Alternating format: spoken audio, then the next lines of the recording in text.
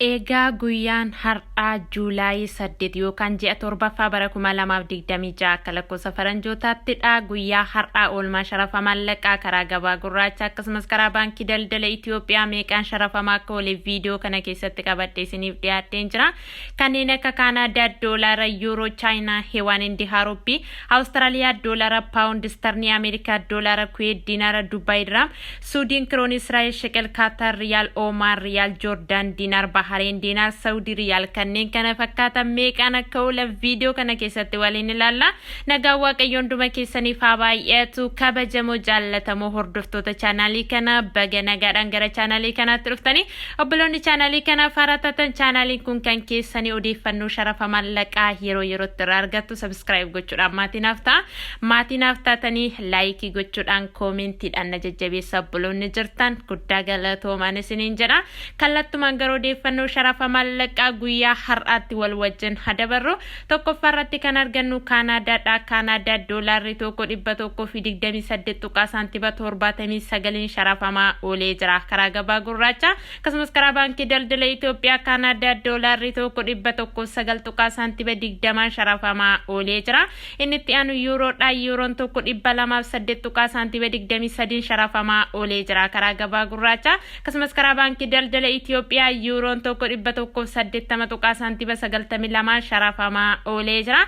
Inni itti aanu Chaayinaadha. Chaayinaa heewaan tokko 26 tuqaa saantiba 87 sharafamaa oolee jira karaa gabaa gurraacha. Akkasumas karaa baankii daldala Itoophiyaa Chaayinaa heewaan tokko 22 tuqaa saantiba 85 sharafamaa oolee jira.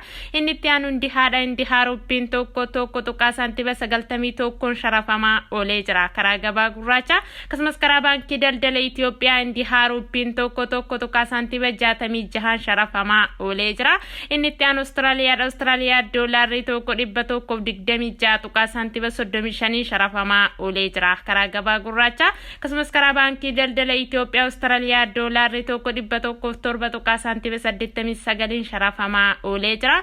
Inni itti aanu Paawundi sterlingiidha. Paawundi sterlingiin tokko 243 tuqaa saantiba 71 sharafamaa oolee jira karaa gabaa gurraacha. Akkasumas karaa baankii daldala Itoophiyaa Paawundi sterlingiin tokko 207 tuqaa saantiba 79 sharafamaa oolee jira. Inni itti aanu Ameerikaadha. Ameerikaa doolaarri tokko 182 tuqaa saantiba 70 sharafamaa oolee jira karaa gabaa gurraacha. Akkasumas karaa baankii daldala Itoophiyaa Ameerikaa doolaarri tokko 158 tuqaa saantiba 21 sharafamaa oolee jira. Inni itti aanu Kuweetidha. Kuweet diinaarri tokko 589 tuqaa saantiba 45 sharafamaa oolee jira karaa gabaa gurraacha. Akkasumas karaa baankii daldala Itoophiyaa Kuweet diinaarri tokko 504 tuqaa saantiba 89 sharafamaa oolee jira.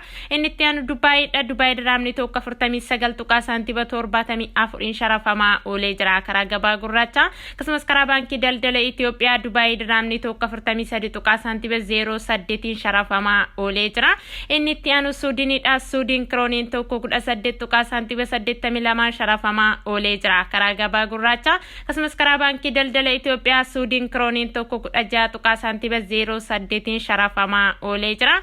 Inni itti aanu Israa'elidha. Israa'el shekel tokko 59 tuqaa saantiba 99 sharafamaa oolee jira karaa gabaa gurraacha.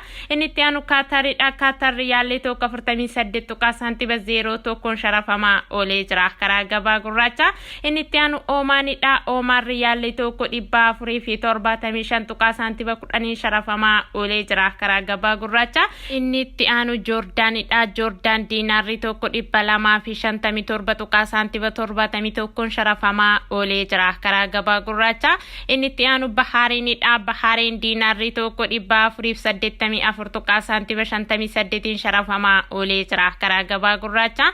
Inni itti aanu Saudiidha. Saudi riyaalli tokko 48 tuqaa saantiba 64 sharafamaa oolee jira karaa gabaa gurraacha. Akkasumas karaa baankii daldala Itoophiyaa Saudi riyaalli tokko 42 tuqaa saantiba 14 sharafamaa oolee jira. Odeeffannoon sharafa maallaqaa guyyaa har'aa har'aatiif qabadhee isiniif dhiyaadhe kana fakkaata. Yaadaa fi gaaffii qabdan koomenti irratti naaf barreessaa. Egaa sharafni maallaqaa torbee kana keessa karaa baankii daldala Itoophiyaa hedduu ol ka'eetiin jira akkuma argaa turtanii. Obboloonni Beeruutii fi Joordaan jirtan Ameerikaa doolaaraan herreeggadhaan isiniin jedha obbolaa kiyya. Qophiin kun yoo isinitti tole laayikii godhaa hiriyoottan keessanii fayyada jettanii yoo yaaddan sheerii godhaa. Haga xumura qophii kanaatti laayikii gochaa sheerii gochaa waan na wajjin turtaniif guddaa galatooma. Haga viidiyoo biraatiin walitti deebinutti nagaa keessa tura.